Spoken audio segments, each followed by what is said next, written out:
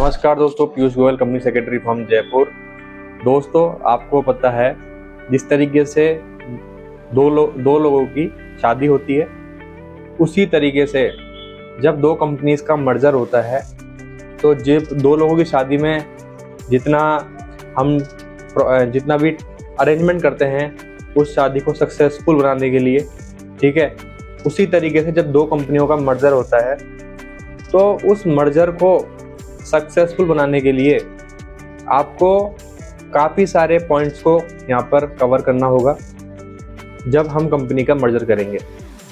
क्योंकि अगर वो चीज़ आप कवर नहीं करेंगे जब प्लानिंग करेंगे for that merger of two companies और मोर देन टू कंपनीज, ठीक है, या अमालगमेशन ऑफ टू कंपनीज और मोर देन टू कंपनीज, तो आपका जो मर्जर है या अमालगमेशन है वो जो आपकी एडजुडिकेटिंग अथॉरिटीज़ है, जब वहाँ पर स्कीम आपकी प्रेजेंट होगी, अमालगमेशन स्कीम या मर्जर स्कीम, तो वो वहाँ पर कैंसिल भी हो सकती है या फिर मर्जर हो जाए, मे बी आपका वो अप्रूव कर दे एडजुडिकेटिंग अथॉरिटी। पर फ्यूचर के अंदर अगर दोनों कंपनी के कल्चर्स मैच नहीं होते, दोनों कंपनी के एटीट्यूड मैच नहीं होते, दोनों कंपनीज के जो चाहती हैं एक स्टेज पे ले गया जिस पर्पज़ के लिए मर्जर हमने जो है सोचा था या हमने जो प्लान किया था, अगर वो नहीं हो पाता तो मर्जर आगे जाके फेल भी हो सकता है।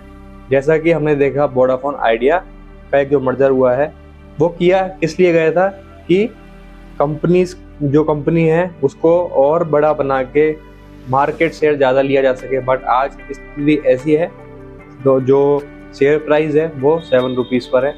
रीज़न यही है कि प्रॉपर प्लानिंग ना होने की वजह से मर्जर कभी कभार फेल भी हो सकता है, अमालगमेशन कभी कभार फेल भी हो सकता है। तो सबसे पहले हम मर्जर का मीनिंग समझते हैं। बेसिक मीनिंग क्या होता है?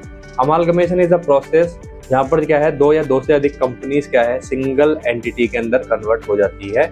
और सबसे बड़ा जो गोल होता है इस मर्जर को या अमालगमेशन को करने के पीछे वो ये होता है कि वो ज़्यादा से ज़्यादा एफिशिएंसी है। मान लीजिए वो पहले 10 रुपये कमा पा रही थी तो वो अब 20 रुपये कमा पाए।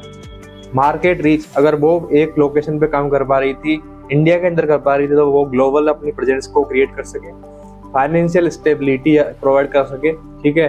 तो मर्जर और अमालगमेशन जो है प्रोसेस होता है जिसके अंदर एक सिंपल एग्रीमेंट होता है जहाँ पर अमालगमेशन स्कीम के अंदर कॉम्प्रिहेंसिव लीगल डॉक्यूमेंटेशन तैयार होती है और काफ़ी सारी अथॉरिटीज़ से यहाँ पर आपको अप्रूवल देनी होती है, ठीक है।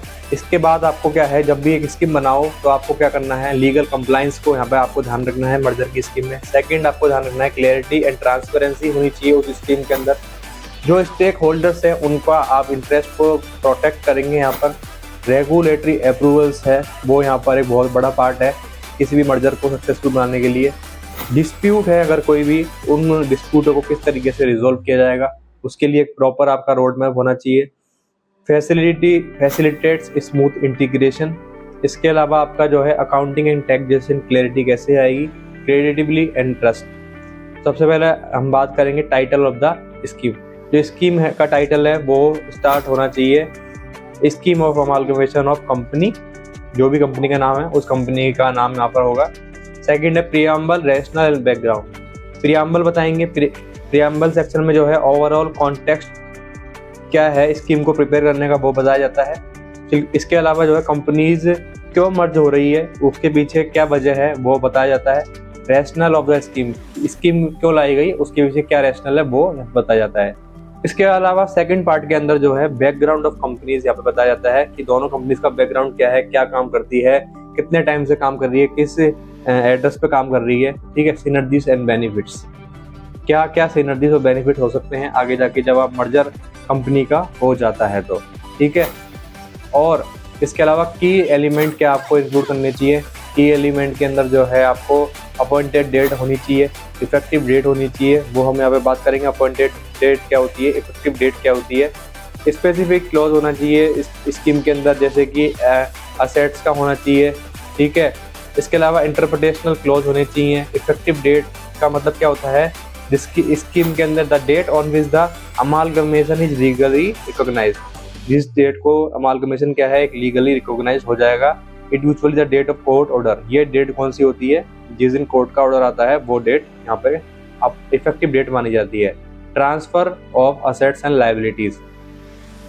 जो ये क्लोज क्या बताता है, जब इफेक्टिव हो जाएगी आपकी स्कीम कोर्ट का ऑर्डर आने के बाद, तो जब जो सभी एग्जिस्टिंग कॉन्ट्रैक्ट है, एग्रीमेंट्स है, डीड्स है, बॉन्ड है, अरेंजमेंट्स है, जो कि ट्रांसफर कंपनी ने पहले ही एंटर किए हैं मर्जर होने से पहले, देन वो ऑटोमेटिकली ट्रांसफर हो जाएंगे टू द ट्रांसफरी कंपनी, और ये कॉन्ट्रैक्ट हमेशा वैलिड रहेंगे, एनफोर्सेबल होंगे to the transferee company by the original party to them. तो ट्रांसफरी कंपनी है authorised to undertake any formalities including issuing और एग्जीक्यूटिंग नेसेसरी डीड्स, कन्फर्मेशंस और डॉक्यूमेंटेशन, ये सारी चीजें यहाँ पर रहेगी।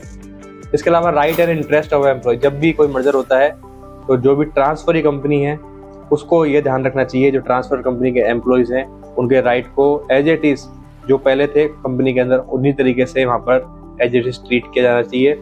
उनके राइट के अंदर कोई भी छेड़छाड़ वहाँ पे नहीं होनी चाहिए। इसके अलावा टैक्स इम्प्लीकेशन क्या क्या हो सकते हैं उनको भी यहाँ पे आपको ध्यान में रखना पड़ेगा। ठीक है, तो ये ओवरऑल जो है एक समरी थी मर्जर की, किस तरीके से जो है आप मर्जर एक प्रोसेस कर सकते हैं। तो I hope this video is very helpful. अगर फिर भी स्टिल कोई डाउट है तो आप you can also contact on the number given on the screen. Thank you guys for watching this video.